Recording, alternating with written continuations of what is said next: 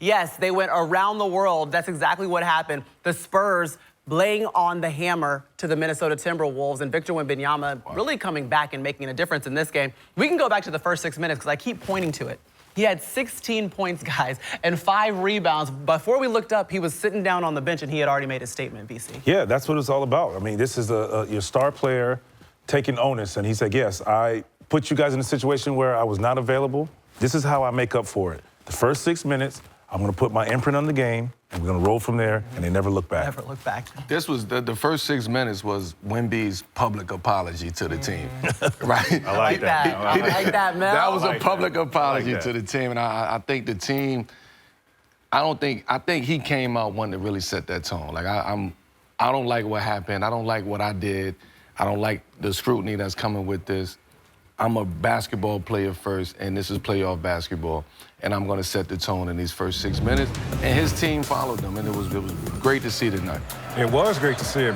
He took over this game. I mean, the skill set was on display from, him putting the ball on the floor, getting downhill, stretching the floor, defensively. Everything that a basketball player could do in a game, he did it. All the good stuff. So, again, he just put his imprint all over this game. And like Mel say, those first 6 minutes, man, he let it be known that I apologize to my team and to this organization, and I got us from this point on. Yeah. Can we give some love to Keldon Johnson? Let's do it. Big time. 21 points off the bench for Keldon Johnson. The most he's ever scored in a playoff game is 11 points. He's in his 7th season, but he was huge, full of energy, added exactly what they needed off the bench. That's it. He found his way, 8 for 11. I mean, just efficient, continued to attack. Early, he didn't see the ball go in, but he was still in attack mode. And how do you do that? Go rebound, make plays, hustle plays, run the floor. And he started just to see the ball go in. 21 points. I mean, they had 49 points off the bench, and he had almost half of them just with his energy and effort. 68 points in the paint. Yeah, to 36. And that's where I was going. I'll tell you what he did. Like, because he's been struggling with his shot a little bit. He got into that paint. Yeah. He used his muscle, right? He applied that pressure, and it looked like he understood that this is a very physical series.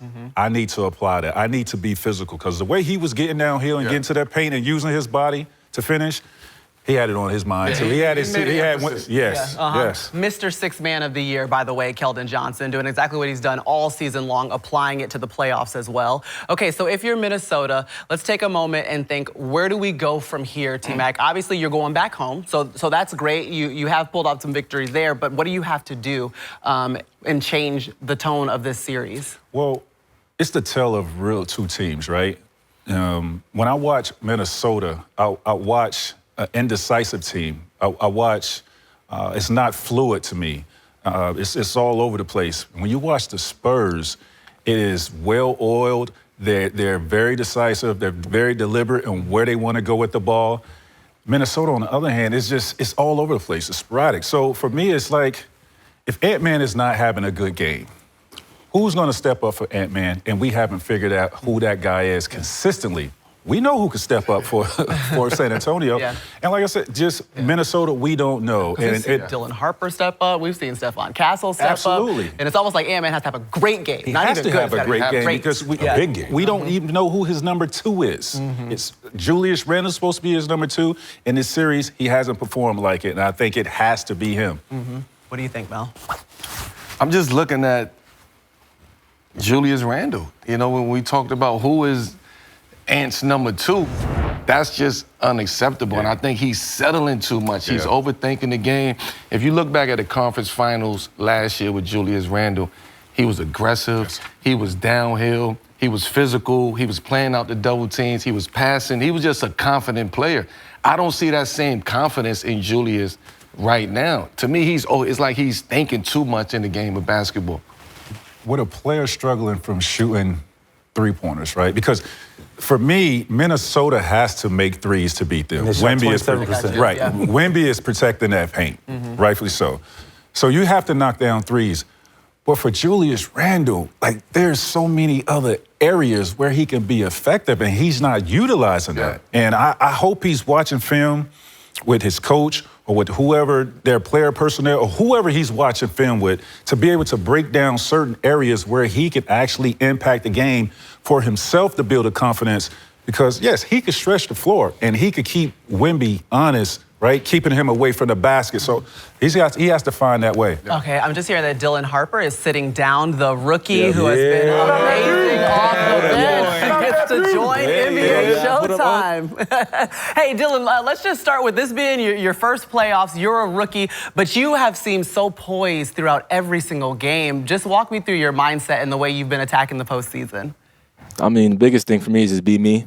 I think coming into the playoffs, it was more like, obviously it's the biggest stage of basketball, but how do I just have that same mentality coming into every game, and I think I'm doing that well.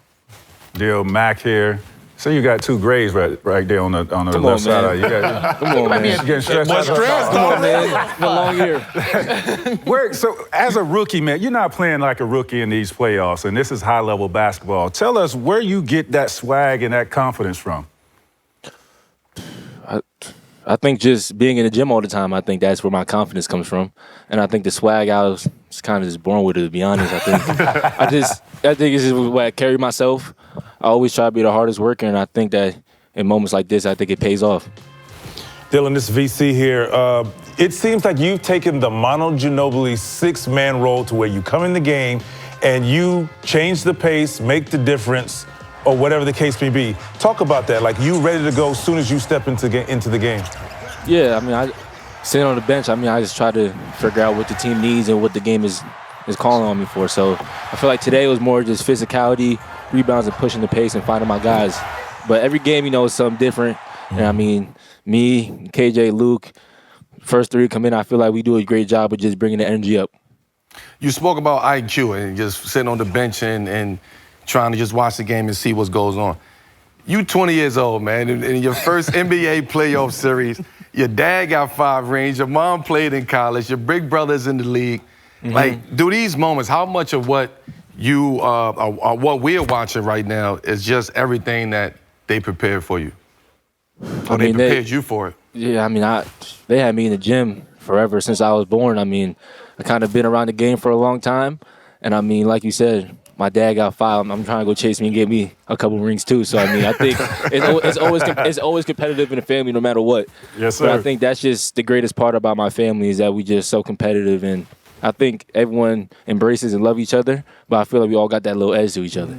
I have another question. This VC again. In preparation for this game, we knew Wemby was going to come out ready to play and fired up, but you also knew the level of physicality was going to go up another notch. How were you guys able to play the game under control and poised and support Wemby with that? Because you noticed there was a lot of pushing around, but everybody still stayed under control and poised. How were you guys prepared for that?